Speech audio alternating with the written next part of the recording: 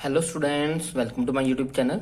आज हम class 10th Punjab board के साइंस के क्वेश्चन पेपर को डिस्कस करने जा रहे हैं। अगर हम क्वेश्चन पेपर के डिफिकल्टी लेवल की बात करें तो क्वेश्चन पेपर जो है वो काफी आसान था। सिंपल क्वेश्चंस थे, बेसिक क्वेश्चन आए थे सभी।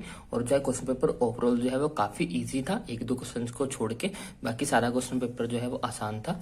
देखते हैं। पार्ट ए का फर्स्ट पार्ट था हमारे पास, why should curd and the sour substance not be kept in the brass and the copper vessel. पूछ रहे हैं कि जो दही और खट्टे सब्सटेंस होते हैं उसको हम तांबे या फिर पीतल के बर्तन में क्यों नहीं रखते। इसका रीजन ये है कि हमें पता है कि जो एसिड्स होते हैं वो मेटल्स के साथ रिएक्ट कर लेते हैं, जिसके कारण वो जो है वो सोल्ट्स बनाते हैं, पॉइजनस सब्सटेंस बनाते हैं जो कि हेल्थ के लिए हार्मफुल हो सकते हैं। इसीलिए जो है हम कर्ड या फिर खट्टी चीजों को मेटल की चीजों में नहीं रखते हैं, क्योंकि उनमें कर्ड में जो है वो लैक्टिक एसिड प्रेजेंट होता है और वो लैक्टिक एसिड क्या करता है, मेटल के साथ रिएक्ट कर लेता है और जो है वो पॉइजनस सब्सटेंस बनाने शुरू कर देता है जो कि हेल्थ के लिए हार्मफुल होते हैं। सेकंड क्वेश्चन है, why do ionic compounds have the high melting point. Ionic compound के बाद हाई मेल्टिंग पॉइंट क्यों होता है? क्योंकि उनमें जो होता है मोलिक्यूल्स जो आपस में strong electrostatic forces of attraction से बंधे होते हैं और उनको तोड़ना मुश्किल होता है। उनको तोड़ने के लिए हमें ज्यादा एनर्जी की रिक्वायरमेंट होती है, इसलिए उनका जो वो मेल्टिंग पॉइंट होता है वो हाई होता है। नेक्स्ट है हमारे पास, हमें ethanoic acid and bromo pentane का जो है वो स्ट्रक्चर ड्रॉ करना था। इथेनोइक एसिड मतलब कि इसमें कितने सी होंगे? इसमें 2 सी होंगे। ओइक लगा मीन्स कि ये एसिड होगा, C double bond O O H. इसकी वैलेंसीज पूरी है, बस इसकी वैलेंसीज पूरी करनी थी। ये हो गया हमारा इथेनोइक एसिड। ब्रोमोपेंटेन बनाना था, पेंट का मतलब 5 कार्बन होंगे, 3 4 5 साथ में लगनी है ब्रोमो। यहाँ पे हमें हाइड्रोजन्स की वैलेंसीज को कंप्लीट कर देना है बस।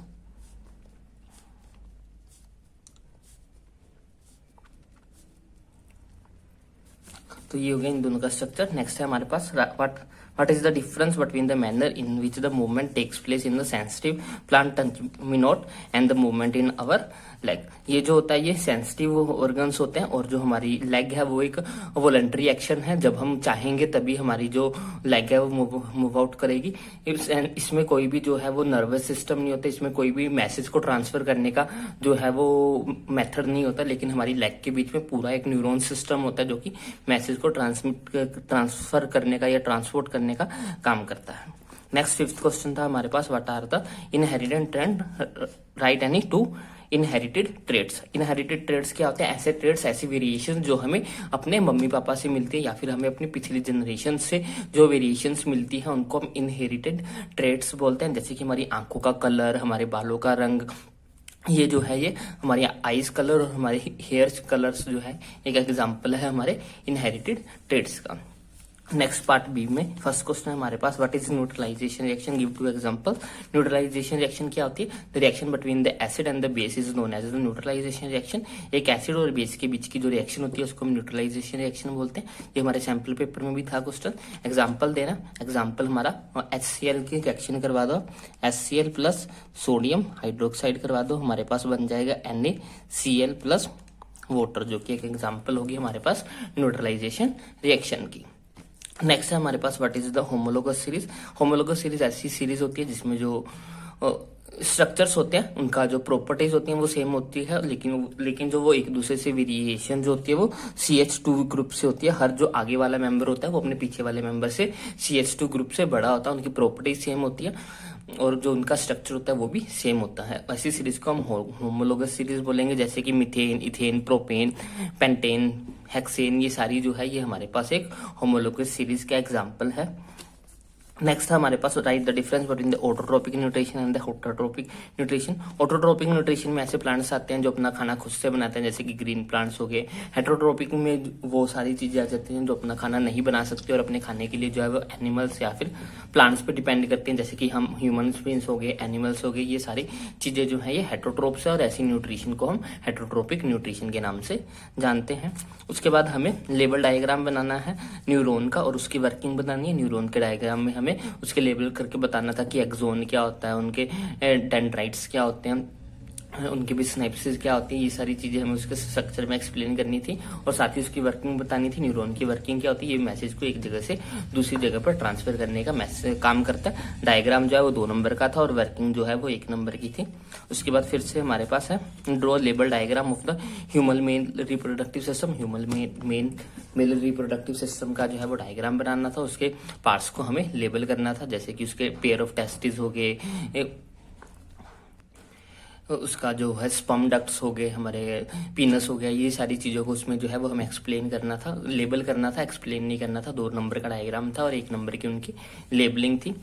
नेक्स्ट है हमारे पास explain the importance of the fossil fuel in deciding the evolutionary relationship. हम फॉसिल्स को देख के कैसे जो है इवोल्यूशन के बारे में पता कर सकते हैं। तो फॉसिल्स क्या होते हैं, फॉसिल्स होते हैं किसी चीज की पुराने अवशेष। तो उससे हम किसी भी एवोल्यूशन के बारे में जान सकते हैं कि उसमें क्या क्या चेंजेस होने के बाद ये चीज बनी, उसमें क्या क्या डेवलपमेंट हुई है।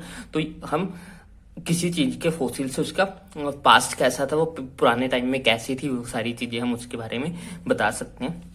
पार्ट सी जो है वो लॉन्ग क्वेश्चन का था, काफी इजी क्वेश्चन थे। फर्स्ट क्वेश्चन था difference between the metal and non metals. इसमें आपको कुछ नहीं पूछा था, फिजिकल बताना है कि केमिकल बताना है, तो आपके लिए काफी आसान हो गया था। अगर फिजिकल केमिकल पूछा होता तो थोड़ा टफ होता, लेकिन इसमें कुछ नहीं पूछा था, डिफरेंस बताना है तो हम किसी भी तरह से बता सकते हैं। फिजिकल भी बता सकते हैं, केमिकल भी बता सकते हैं। सोनरस होते हैं, नॉन सोनरस होते हैं, डक्टाइल होते हैं, नॉन डक्टाइल होते हैं, मेलेबल होते हैं, नॉन डक्टाइल मेलेबल होते हैं। मेटल्स जो है वो रिएक्टिव होते हैं, नॉन मेटल्स रिएक्टिव नहीं होते। आप काफी इजी पॉइंट इसमें लिख सकते थे। नेक्स्ट सेकंड पार्ट में और में हमारे पास रस्टिंग ऑफ आयरन को प्रिवेंट करने के क्या क्या मेथड हो सकते हैं। गैल्वेनाइजेशन से कर सकते हैं, ऑयल लगा के कर सकते हैं, पेंट करके कर सकते हैं, उस पर इलेक्ट्रोप्लेटिंग करके कर सकते हैं। तो काफी सारे मेथड हम इसमें लिख सकते थे। Explain why platinum gold and the silver are use to make the jewellery. इनको हम ज्वेलरी बनाने के लिए इसीलिए यूज करते हैं क्योंकि ये रिएक्टिव नहीं होते, ये कोरोडेड नहीं होते, जल्दी इनको जंग नहीं लगती है, जल्दी किसी भी चीज के साथ हवा पानी के साथ ये जल्दी रिएक्ट नहीं करते और इनकी शाइन जो है वो लगातार बनी रहती है। इसीलिए हम जो है वो इनको ज्वेलरी बनाने में यूज करते हैं।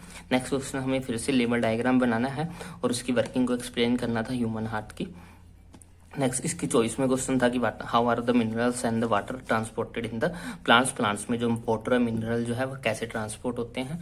हमें what is the role of saliva in the digestion of food. हमारे जो फूड की डाइजेशन में सलाइवा का रोल है वो हमें बताना था कि सलाइवा में एक एंजाइम प्रेजेंट होता है जो कि हमारे फूड की स्टार्च को जो है वो शुगर में कन्वर्ट कर देता है। हमारे फूड का 90% पार्ट जो है वो हमारे माउथ में ही जो है वो डाइजेस्ट होना शुरू कर देता है। सलाइवा जो है हमारे फूड को ग्रीसी करता है, उसको निगलने में हमारी हेल्प करता है। तो ये सारी बातें आप इसमें लिख सकते थे। With the help of the label diagram various parts of the flower का डायग्राम बना सकते, उसमें हमें मेल रिप्रोडक्टिव पार्ट जैसे कि एंथर और फिलामेंट और फीमेल रिप्रोडक्टिव पार्ट में जैसे कि हमारा स्टिग्मा, स्टाइल, ओवरी, इन सभी चीजों को जो है वो हमें एक्सप्लेन करना था। उसके बाद एडोलेसेंस में गर्ल्स में क्या क्या चेंजेस होते हैं वो हमें बताना था। तो काफी इजी क्वेश्चन था, आसानी से आप कर सकते थे, काफी इजी क्वेश्चन पेपर था। तो कमेंट में आप जरूर बताइएगा कि आपका पेपर कैसे गया, आपको कितनी उम्मीद है कि आपके कितने नंबर आ जाएंगे। आई होप आपको ये वीडियो अच्छी लगी। अगर आपको ये वीडियो अच्छी लगी है तो इसको लाइक करें, शेयर करें, चैनल को सब्सक्राइब करें। Thanks for watching, bye bye, take care.